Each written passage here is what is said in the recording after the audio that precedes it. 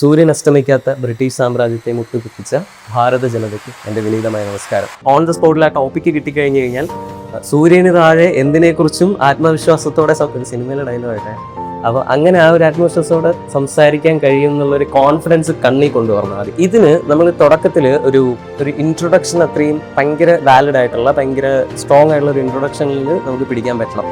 അന്ന് ഞാൻ ആക്ച്വലി പ്രസംഗത്തിന് എനിക്ക് ജനാധിപത്യം എന്ന് പറഞ്ഞൊരു ടോപ്പിക്ക് കിട്ടിയ സമയത്ത് എനിക്ക് എവിടെയോ ഫസ്റ്റ് കിട്ടിയൊരു സ്പീച്ചിൻ്റെ ഒരു തുടക്കത്തിൽ ഞാൻ പറഞ്ഞൊരു പോയിന്റ് വെറുതെ പറയാം. ഇന്ത്യൻ ജനാധിപത്യമാണ് ടോപ്പിക്ക്. അപ്പോൾ നമ്മൾ വെറുതെ ഇങ്ങനെ ഇന്ത്യൻ ജനാധിപത്യത്തെക്കുറിച്ചാണ് ഞാൻ സംസാരിക്കുന്നത് എന്ന് പറയുന്നതിനെക്കാട്ടിലും അതിനൊരു വൈറൽ ഹുക്ക് കൊടുക്കുക. ഇപ്പോൾ ഫോർ എക്സാമ്പിൾ, സൂര്യൻ അസ്തമിക്കാത്ത ബ്രിട്ടീഷ് സാമ്രാജ്യത്തെ മുട്ടുകുത്തിച്ച ഭാരത ജനതയ്ക്ക് എൻ്റെ വിനീതമായ നമസ്കാരം.